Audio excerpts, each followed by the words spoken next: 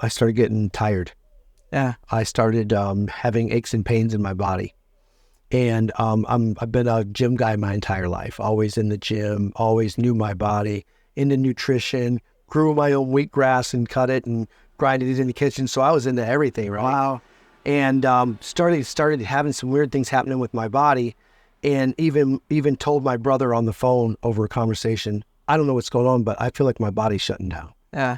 So I pushed through as it got worse and worse and worse. And on a Friday night after I took my boys out to eat, I ended up in an emergency room to see if they could figure out what's going on because the pain and stuff was so bad. Yeah.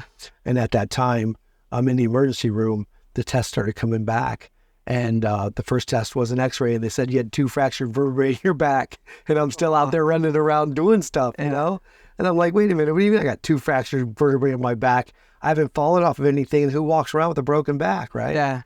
And I basically waited for the next scans to come back that night, and the doc came in and sat down next to me and just said, I got bad news. Everything you're going through is cancer related. Wow. And nobody ever expects to hear that. Yeah. You know, I mean, I know it's growing out there and it's a monster, but I mean, it's just something that wasn't, you know, I never thought in my life I'd hear the words, you have cancer. Yeah. And so the next day they brought in specialists and did the biopsies into the bone marrow and lymph nodes and everything. And that took a couple days for them to process. And I went back into the hospital to see the doctor. And when I walked into his office, he looks at me and he's kind of looking at me and he's looking at these paperwork on his desk and he says, I've never seen scans like this. And the guy's still walking around. Wow. And I'm like, what do you mean? And he's like, we did what we call a nuclear bone scan.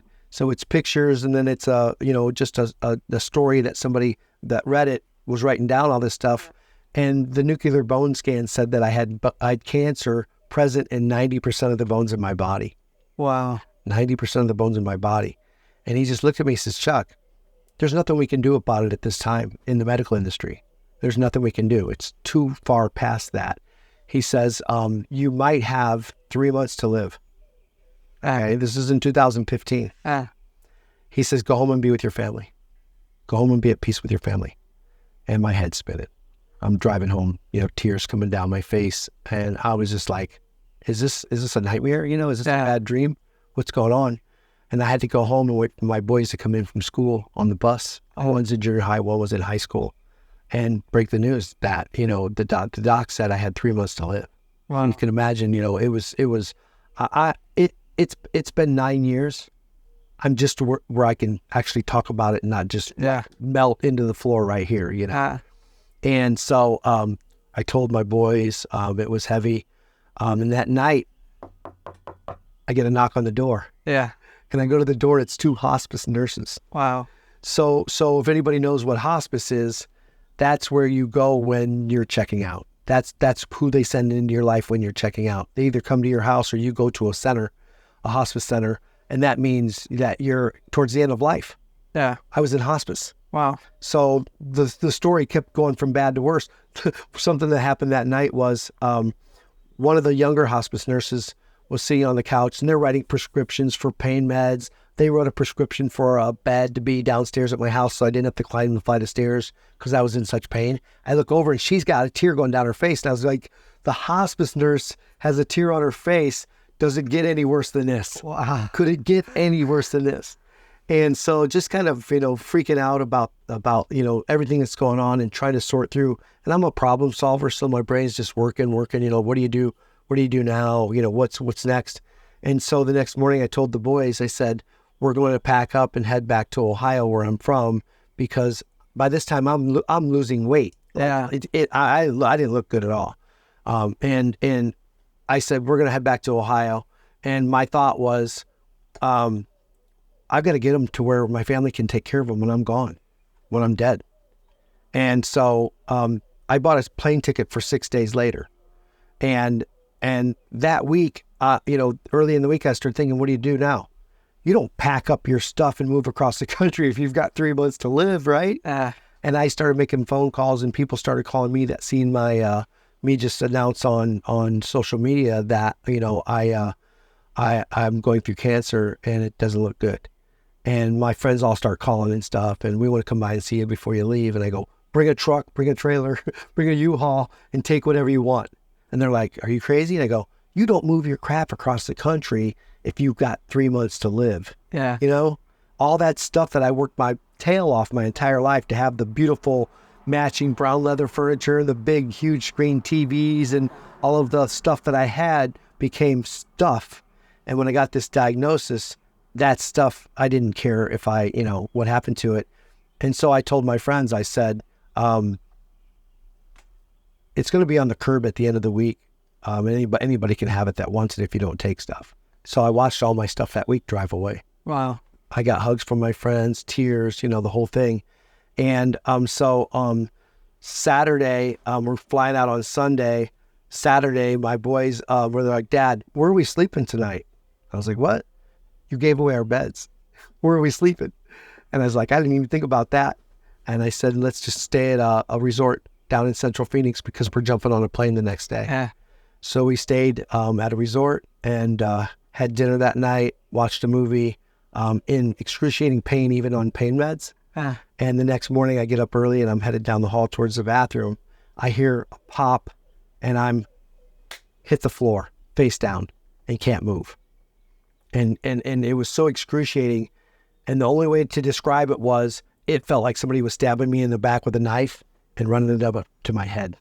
I mean, I couldn't even breathe. You know how your diaphragm moves when you breathe? I couldn't even breathe. It felt like so excruciating. So 911 was called. The hotel security comes in. They're like, what's going on? I'm like, it's like he's got cancer. Then the fire department show up. 8 guys get me onto a gurney. And every movement was ridiculous, like painful.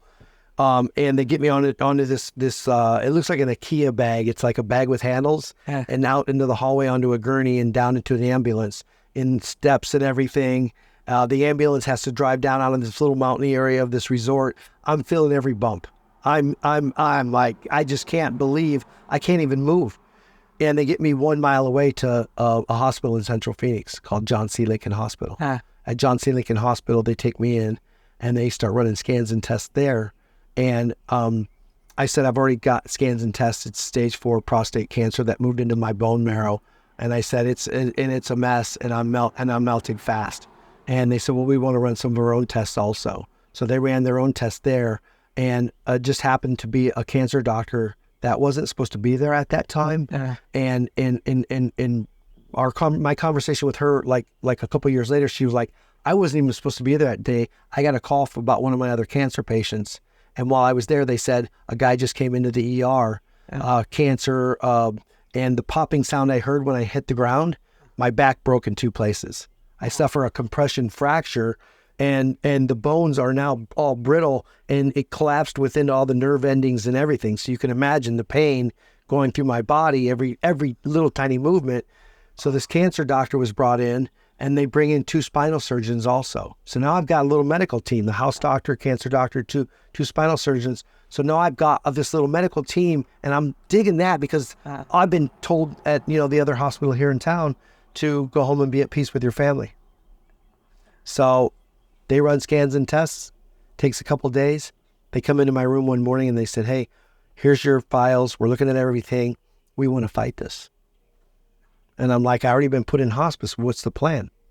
Well, we think that if we do a couple surgeries tomorrow, that we can get on top of this. And so their philosophy was to stop the feeding of the cancer and start killing the cancer in my body. And the way to do that is they stop the testosterone production in the male body, do a surgery, okay? Then the other surgery is called a port.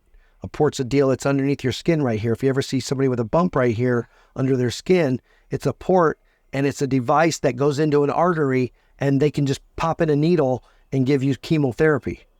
Okay. So their philosophy was to stop the feeding of the cancer, and then get the port in, and then start chemo the next day and start killing the cancer. They said, that's your only chance. I said, let's go. I was like, that is the best thing I heard in 3 months. Yeah. Let's go. And so the next day they wheel me down to the surgery area. They take me in. I'm talking to the nurses and everything. I'm watching them prep me for my surgeries. They're shaving, getting ready to put the port in right there and everything. And the next thing you know, they put in the anesthesia in my IV and knocked me out. I wake up. It's been about 2 hours. I wake up in the recovery room of this older hospital. It's like a long room, a lot of curtains, opening, closing, taking people into surgeries, bringing people back out. And I wake up and the nurses come over and check on me and brought me some water, or said, your family's waiting upstairs for you. It's just going to be a matter of time. Everything went great. The 2 doctors that did the surgeries came in and talked to me. Surgeries went perfectly. We're going to follow up with you once you leave the hospital. So it's like I got a game plan. I got a team. Let's go. We're going to fight this. And so I'm just laying there waiting to go upstairs and see my boys. And for no reason at all, the room turns weird cold. Weird cold. It turns weird cold. It goes through a chill through my body. I kind of scrunch up like this, and I'm like, where did that just come from? And the first thing I do is I look to the right, because that's where the double doors are, where they're taking the patients in and out for their surgeries. And I look down there and I'm thinking somebody left the door open and the door's shut. And I'm like, where's the cold air coming from? So I start to pan back to my left and I kind of got startled. I jumped and there's somebody standing there. And I'm like, is this a doctor? Or is this a nurse? And all of a sudden his hand reaches out like this. His foot steps forward. He reaches out, touches me on the shoulder. And as soon as he touched my shoulder, in my head it says, you're in the presence of Jesus. Wow. I look up again and he's gone. Wow. 2 to 3 seconds of my life, according to what I just heard in my head, I'm in the presence of Jesus. I'm flipping out. I'm like, what was that and why me? Okay. Went to church as a young man with my family growing up. And then just was like, you know what? If I'm not getting anything out of it, I'll go for a hike and look around and say, hey, this is God's beauty, the sunrise and the mountains and stuff. So I became that spiritual guy. I go up to Sedona and hang out and do yoga with all the hippies and stuff. And I was the spiritual dude, I was a spiritual dude because I didn't understand. I just said, if I'm not getting anything walking into that building on the corner of that brick building, why go there? Okay. And so what happens was, I have this visitor. And so just to clarify, Yeah. at this time, you told me you were a Catholic growing up. Yep. But you kind of left the religion. Yep. And at this moment in the hospital bed, I'm assuming because you knew you were going to die, were you praying to God or not at all? Not at all. No. And you were just, So, but yeah. everybody's watching my social media. All my friends from Ohio, my friends from Phoenix, my friends from LA.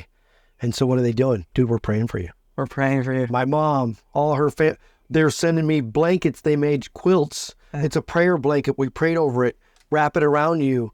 I had all this input. So I was like, that's cool. That's cool. That's cool. I'm digging that, But I wasn't like, okay, God, this is between me and you.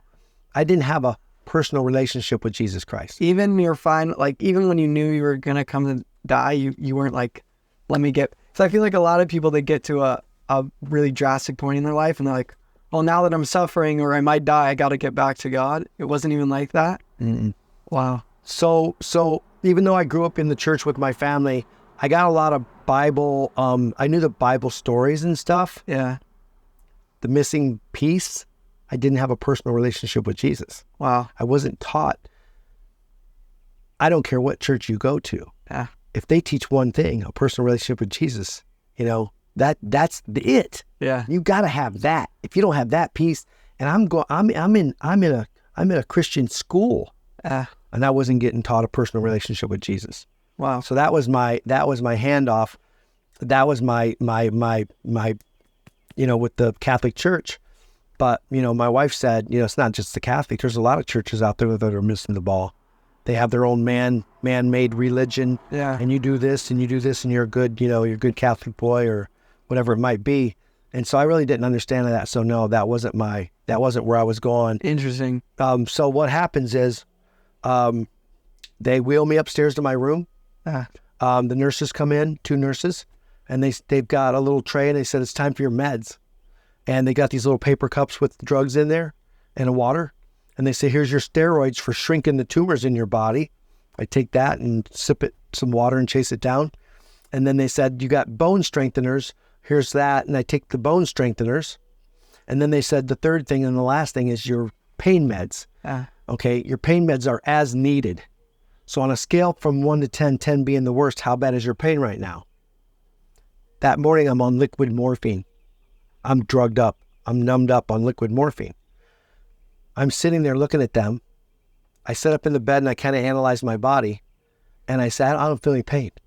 And they're like, order something. You just broke your back and had surgery. Order something. And I'm going, I don't even take aspirin. I'm not taking a drug if I don't need it. And they're like, well, here's the nurse button. As soon as it starts coming back, hit it so we can get in here and get you on something because we don't want it to get out of control. Okay? From May 26, 2015 to hanging out with you right now for the very first time, I never touched another pain med. Wow. And the medical industry is flipping out. They can't believe I'm not ordering pain meds. I even had doctors that weren't my doctor, like doctors from other parts of the hospital, come into my room, just said, hey, we just want to say hi, Dr. So-and-so. I go, where are you from? Oh, I work down in spinal surgery. I work down, all this other. And I said, what's up? They're like, what pain meds are you on? I said, none. And they're like, what's going on? So the medical industry was flipping out because they know how painful broken bones and cancer and all these things are. And I'm ordering nothing, right? Wow. So I moved from that hospital in Central Phoenix up to the Mayo Clinic in Scottsdale, and I'm there for 3 weeks. And what normally happens is when you're at home melting away from cancer, and then your body starts breaking and you end up in the hospital, usually you end up going from there to like hospice. You're done. Yeah. All right. I'm there and they're trying to figure out what's going on with this guy. Yeah. He's going into the kitchen and making breakfast in the morning, scrambling eggs and sitting out on the patio. Some mornings I got up and put on my walking shoes and went into the desert right there around the hospital. Not very far, but I'm a hiker, and I love being in the desert. I'm getting better. You were able to walk right after the spinal surgery, or pretty much right after. That's a crazy Usually part of you it. would not be able No way. No way with the pain and stuff that I was in. And there's part of the story, okay, I'm going to go back and tell this because it's very important. Yeah. Because I jumped right over. I moved from at John C. Lincoln Hospital, okay? The day that I was touched on the shoulder and had a visitor in there, okay, still a human. What happened? I don't know. Did it mean anything? I don't know. Just everything's going through my head. But like I said, I'm a problem solver and my brain wouldn't turn off. And all I know is I'm not feeling any pain. So it's kind of weird. I'm like, what's going on? How come I'm not feeling pain? And this morning I was on liquid morphine. What happened, right? And so I'm laying there in bed. And I was telling you, I grew up doing some farming. So I still go to bed at like 9 o'clock at night and I'm up at 4:35 in the morning. So that's just me, right? Well, instead of washing my face and turning off the lights and getting in bed at 9 o'clock, I'm laying there freaking out, flipping out. What happened? What's going on? Why am I not feeling pain? And I remember seeing the clock on the wall go to 10, 11, 12 o'clock. I'm still laying there with the lights on. And sometime after midnight, I completely lost my mind and I start talking out loud. Yeah. All right, God. All right, God.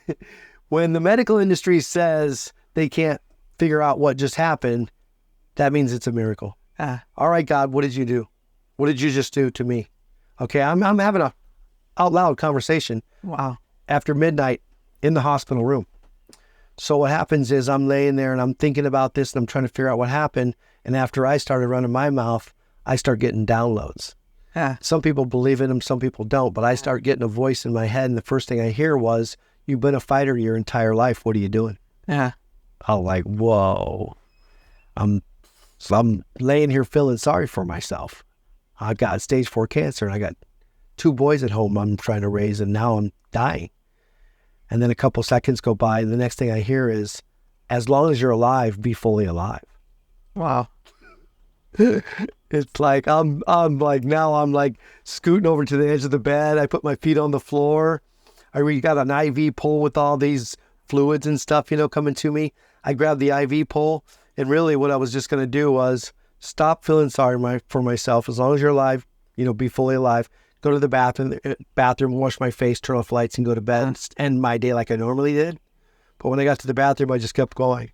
And I walked out onto the hospital floor. And I started walking, and I walked 2 laps around the hospital floor after spinal surgeon. Dude, I never thought about that. I shouldn't even have been walking. But some of the nurses were like, you shouldn't be out of bed without, physical therapy. And I was like, I feel pretty good. I didn't even think about it until just now. This is crazy. So I walked 2 laps around the hospital floor. At the end of one of the floors is a scale. Yeah. I get on the scale and look at it. I'm down 40 pounds, and I didn't have 40 pounds to lose. I was a gym guy. I was a fitness guy. I'm down 40 pounds. I'm like, I can't believe this. I'm melting away. I get back to the room. I wash my face. I turn off the lights, and I climb in bed, and I go, I just walked 2 laps around the hospital floor with no pain. What's going on? What's going on? I said, God, I don't know what's going on, but I know this is you because they can't explain it. And so I have been trying my plan my entire life, banging my head into the wall, trying this, trying that, closed doors. No closed doors for Chuck. I'm going to keep going and bang my head. I'm exhausted, and I just turned 50 years old. And I said, you know what? I surrender. I surrender to you. I said, I'm tired of my plan. I want your plan. I'm going to follow you, whatever you're going to do, but I'm going to really put it to the test. Like I'm going to test God, right? I'm going to put you to the test. And I said, I won't even turn right in my car without saying a prayer first. Like, which direction should me and you go today? What should we do? So they moved me over to the Mayo Clinic, and I seen some pictures of me at John C. Lincoln going through this part of this journey, and being touched on the shoulder and like walking and stuff now. And I seen a picture of me. I cooked breakfast, was sitting outside having breakfast, and somebody was visiting me and took a picture. When I looked at it, I was like, wait a minute. The picture in John C. Lincoln Hospital looked like a guy that was probably within days of dying. The picture of the guy sitting at the Mayo Clinic having breakfast looked healthy. Wow. It was insane.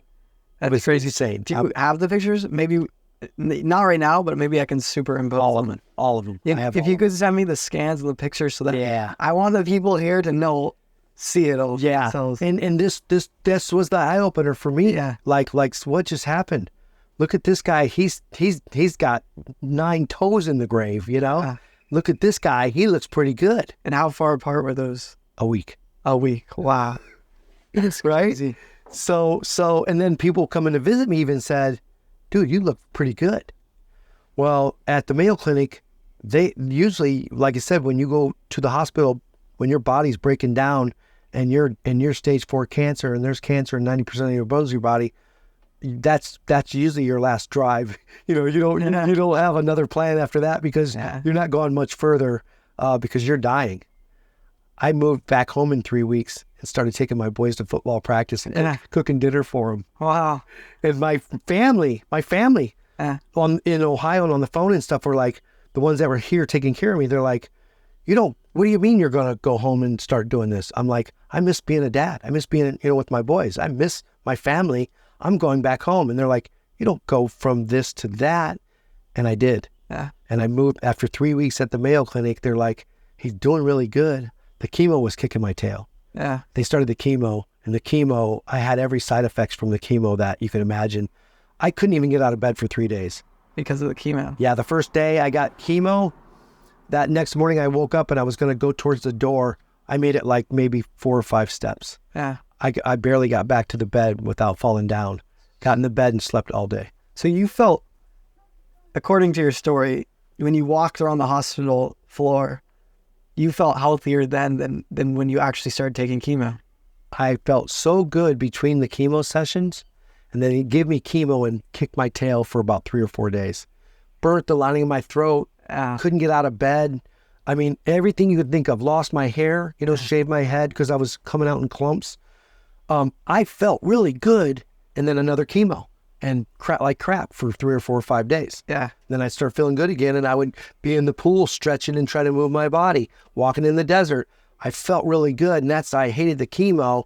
And you would think, why did you even do it? You had a miracle healing, but I was a human. I didn't know I had a miracle healing. Yeah. I'm still trying to figure out if I'm going to be on this earth for a short journey or a long journey. And what happened was I went through chemo, not knowing that I was going to start my own foundation and start coaching people. and now we can talk. How you doing on your chemo? Yeah. I understand. Yeah. I kicked my butt. I understand. When you start talking to somebody about experience, Yeah. and they're like, hey, Chuck, my doctor's not talking to me about this. He's not. Your doctor never had cancer. Yeah. Your doctor's never had chemo. Your doctor don't know what it's like to... Dude, let me tell you a story. Wait, so you think God let you experience chemo even though you were healed so that you would be able to help other people? Absolutely. Yeah. Absolutely. Let me tell you about the first chemo session. Yeah. You'll this, it blows my mind. Yeah. Okay, and this is why I want to tell you, because so they bring in all the paperwork because you have to sign that it's okay that they administer chemotherapy in your body. Yeah. Okay, so I sign all the paperwork, and they say tomorrow the nurses are bringing in the chemo. 2 nurses come walking in my room with, I'm talking about like welding goggles on. They're covered from head to toe. They got lead protecting gloves from their fingertips to their elbows. They come in holding a bag of chemo that they're going to put in my body.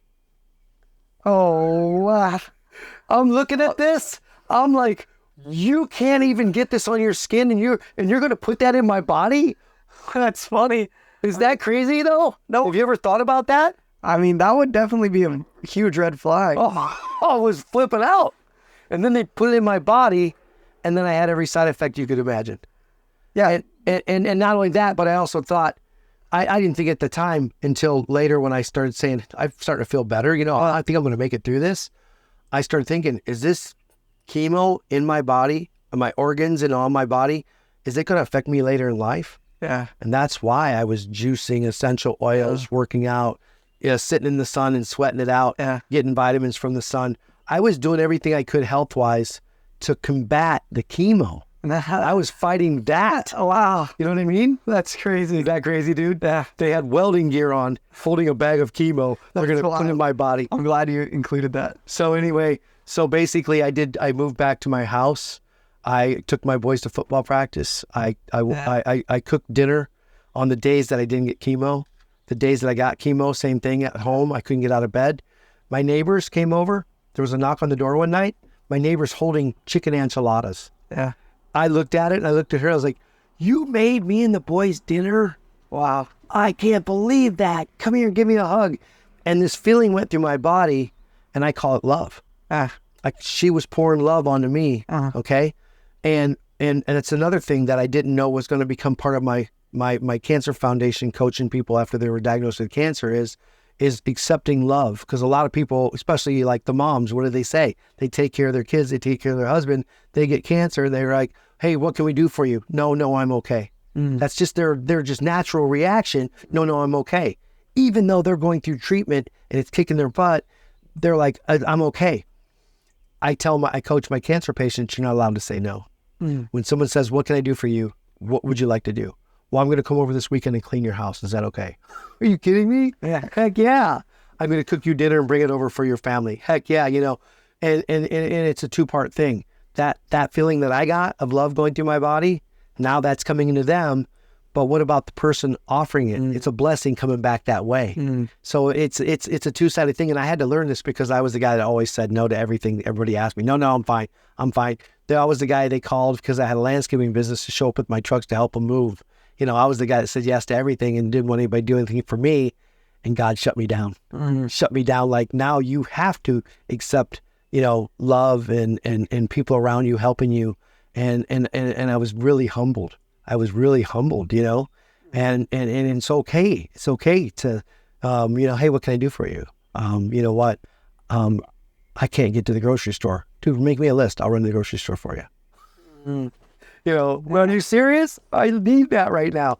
So I went through so many lessons through my journey, that I had no idea God's plan for me. I was just doing things and like, whoa, what is this? Learning from it, you know? And I even started calling it God school. I didn't go online and take a course. I was experiencing things and asking God, what should I do here? Which direction should I go? How should I do this? Should I ask for help? Should I do this? I started praying through everything. I'm the guy that said a prayer with his boys at night before he went to bed, and just a cookie cutter prayer. And that was it, to the guy that prayed all day long. Wow. prayed all day long. Started listening to worship music for the first time in my life. Loved the message. I was like, this was for me today, you know? So, I mean, everything I was doing became this new guy that, that thanked God for blessings. And then there was a point in this journey where I even started thanking God for closed doors. Who thinks of that? Oh, that didn't happen. I wanted this to happen. I was putting effort into this and time into this and money into this. It didn't happen. Oh, God, you don't want me there? Oh, that's cool. Okay, boom, closed door. God, thank you for closing that door so I'm not wasting time and money and effort in an area where you don't want me.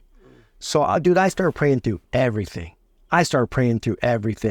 And you know, back when this all started, I didn't want to be like the nerdy dude in the room talking about Jesus. And now they can't shut me up about Jesus.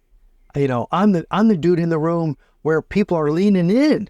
They're like, where you do cancer, this, that, your excitement, your energy. I want some of that. You know, where do you get that at?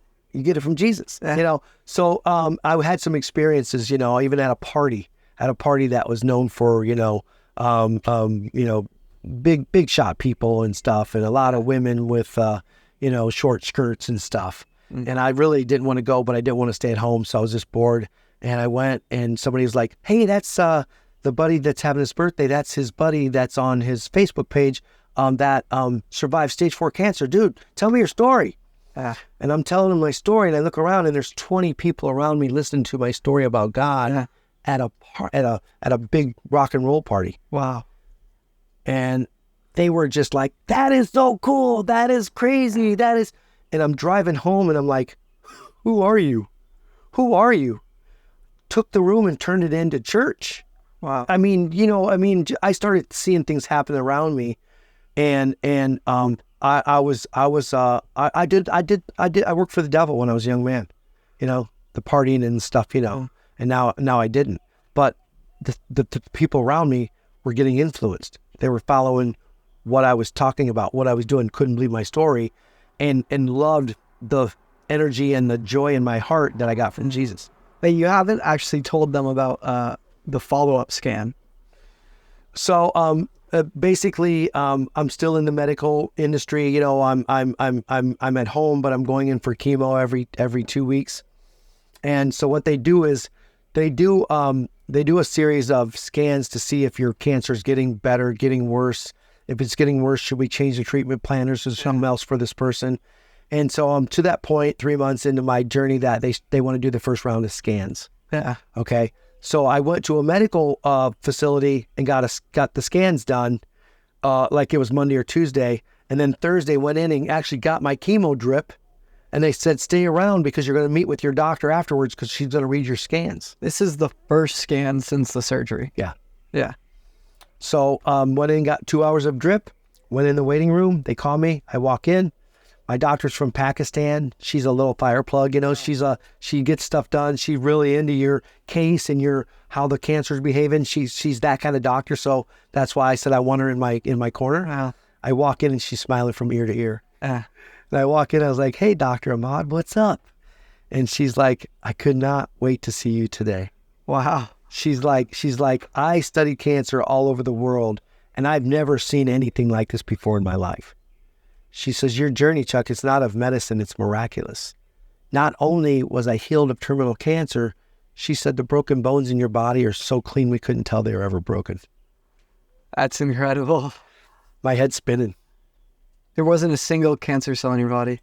I didn't know at the time that they were all gone. They came out with a test a couple years later that tests and shows active cancer cells in your bloodstream. Zero. I walked to the car from her office in tears. I'm watching my life around me. You know, I'm in the park running hills by this time. I'm stretching in the pool and swimming laps. And I'm watching my life around me, still trying to figure out, you know, is this cancer going to kill me?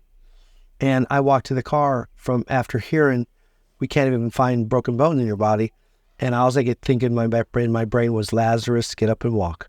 Wow. Lazarus. Lazarus, get up. I was a dead guy. And now I'm alive. Wow. Yeah. And while all this is going on, people are starting to call me. Hey, my wife was diagnosed with cancer. I'm like, what are you doing calling me? I'm a landscaper. They're like, no, you survived stage 4 cancer. What did you do? I want to, I'm like, whoa.